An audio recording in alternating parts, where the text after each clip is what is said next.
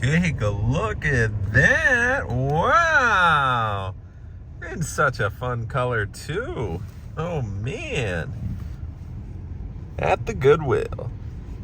Wow, that's a beast. Today is a good day. Welcome everybody. My name is Michael. Today we're discussing about something mentioned to previously, however, didn't want to reveal until it was, solid. And now it is solid. I'm still not going to reveal everything because you don't want to ruin your plans, but I am most likely going back to school. We're going to do online school. This is a school that is accredited.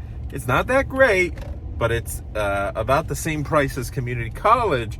In fact, it's cheaper than the community colleges nearby. And if you do accelerated courses, which means either before you start school, you could do something like Sophia. There's a couple other programs where you're able to transfer your credits.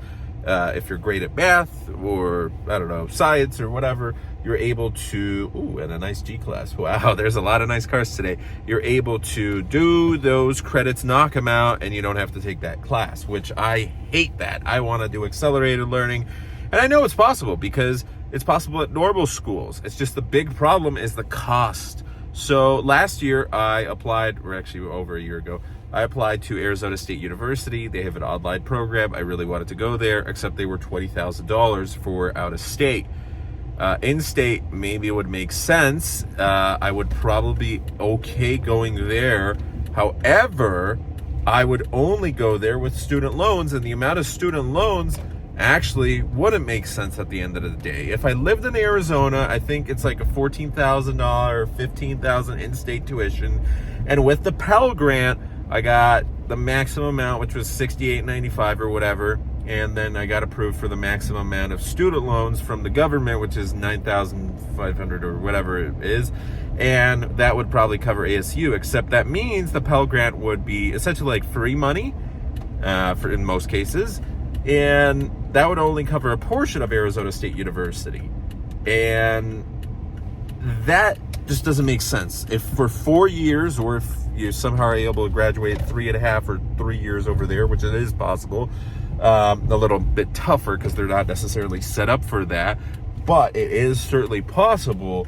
It's still going to cost you a ton of money. So out of state, it's like $80,000 if you do the full 4 years. Even if you do 3.5, still tons of money going to waste. We're talking about a huge double-digit five-figure number that you could buy a car with. You can do whatever you want, and then you add on the interest.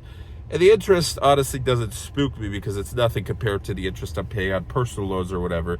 But it's still interest, and it doesn't make sense that these are student loans which people are paying off for 10, 15, 20 years. I don't want to do that. So what we're going to do is go to a cheaper school. And this school, if I'm able to finish it faster, it's going to cost me less money. And if I'm able to finish it relatively quickly, it might only cost me a couple $1,000s, which the Pell Grant would cover it entirely, which means technically it would cover everything. Now, on top of that, I'm also applying for scholarships because I wasn't a great student. I was a good student for 2 years, and then the last 2 years of high school, I messed it all up. Specifically 1 year. 1 year I failed a bunch of classes. One semester ruined everything. Failed a bunch of classes.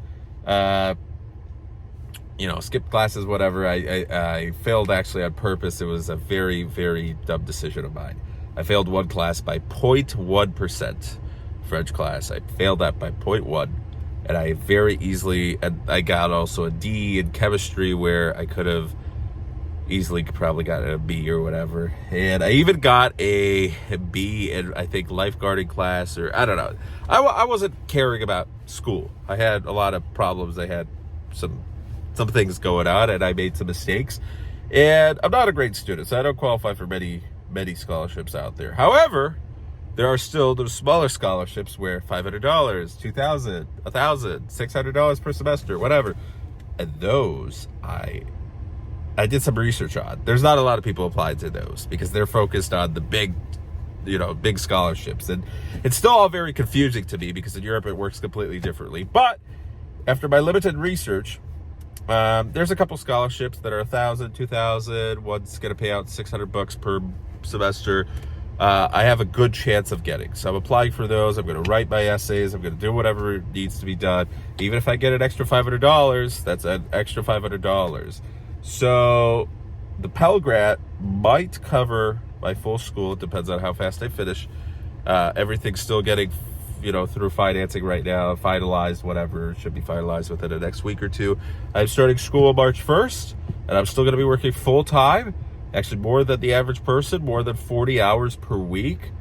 I'm working currently 60-ish because I also do after the dealership, 60 plus after the dealership. I still do a little bit of DoorDash. They don't really count YouTube as work, but I guess you can throw in a couple hours for YouTube. I need more time for YouTube. But I'm going to try out a couple other gig applications. Anyways, we're always looking for money, right?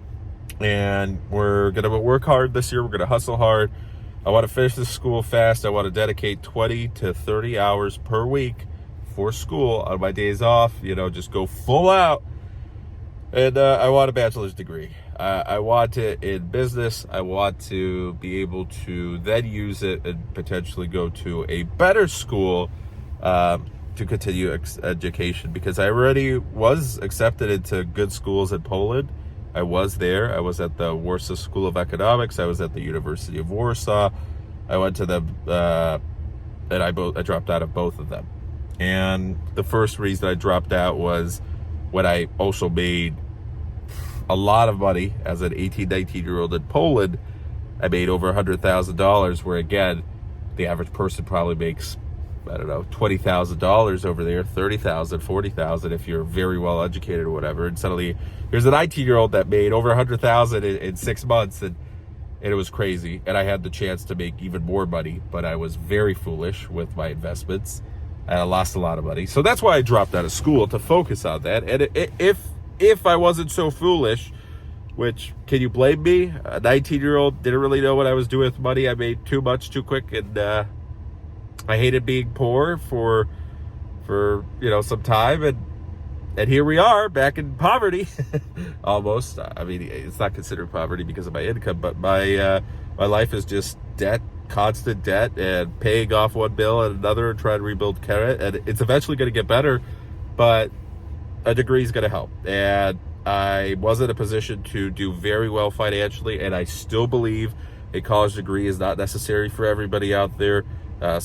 Some people, you only need an associate's degree. Some people, you only need a mentorship for, a union position, and you'll be fine. And I've met people in car sales. I see what they're making. I sold a gentleman who was part of this club and part of, I forgot what it was, but a union position or whatever, making close to $200,000 a year, and you'd never suspect it. And, didn't have to go to college, doesn't have student loans, doesn't have any of those problems. He bought a house, he's buying a car, he's buying another car, so he's fine. I've met people making $200,000, $300,000, $400,000 that don't have college degrees, and they are fine. It takes a lot of work. In sales, you could easily do that without a degree. You could easily get $100,000 or more. You could become a manager and make $200,000 to $300,000. It does take many years of time and investment, and you got to work more than the average person, but you will get there. And eventually, you can settle down. And I've seen people get out of car sales and do the typical 9 to 5, like the vendors coming in. And some of them make 6 figures, 9 to 5, get all the benefits. It's nice. Not every one of those people has a degree. So it is possible. In crypto, tons of people didn't have degrees. But I messed up. I got huge debt. And it's less debt, but I still have debt to pay off. So the fact that I'm able to come back and get a degree, and potentially for free with the Pell Grant and scholarships, and if need be, I still have a tiny amount that, I can take out a tiny amount for loans, which is going to be, for relative to my position, lower interest. 6%, that's lower interest to me. I can pay that off. If I make $70,000, $80,000 a year, I can pay off the $2,000 student loan, $3,000, because I already am paying off multiple $1,000 loans and car loans and credit cards and all this. That's not a problem for me.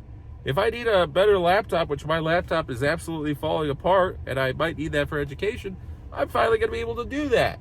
But that's my decision. And if the grant is going to help out fully with tuition and books and whatever, then I'm in a very good position finally.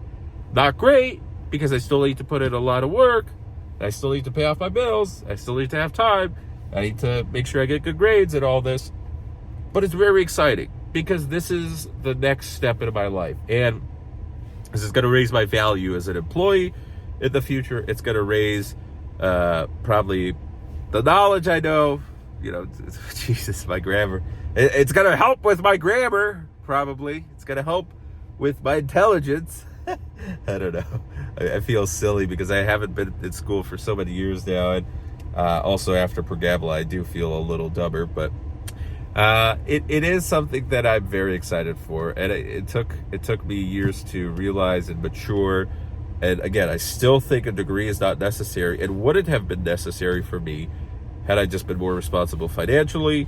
I would have been able to create an online business or become an entrepreneur. Cryptocurrency would have been just fine. Again, at one point in time, I was technically a manager, owner. I was somebody who employed people underneath myself, and that was a little crazy. Didn't go all so well because crypto crashed, and I was not prepared for that. But now in the future, if I ever did get back into crypto, I'd be a lot more prepared for that. But I like sales. Sales is good, and I'm excited to make more money. I'm excited to, do this. It's always going to be a backup plan. You always have a degree, and that raises your chances of becoming a manager in the future for whatever industry you work in. Plus, it's a business degree. It's not that hard. It's also something that can be used widely. If I suddenly decide to change industries, or I don't know, if I decide to move back to Europe, or I don't know, I'm able to do whatever I want at that point. I'm not saying I will. I'm just saying it gives you options.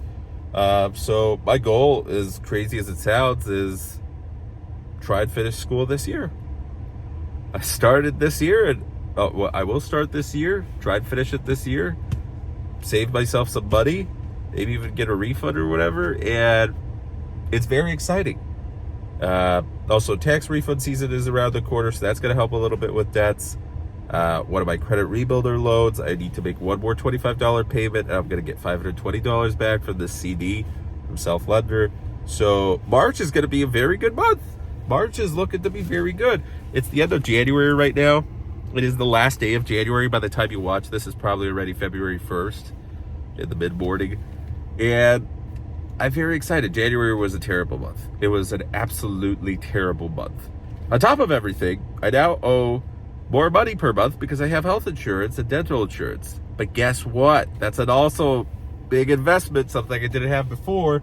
It's going to cost me closer to $400 a month, but the dental insurance for $24.60 per month is huge. I'm going to save thousands of dollars because I need to finish up my crown. I probably need another root canal. I need to go to the orthodontist. My brace, I need to get that adjusted or whatever. So there's a lot of work, and I've been putting it off for a while, and February is looking to be better than January. March is looking to be great. I'm very excited for what's in store for the future. I have a lot of goals. I have a lot of plans. We're not going to share them all until it's solidified, but I did get into the school.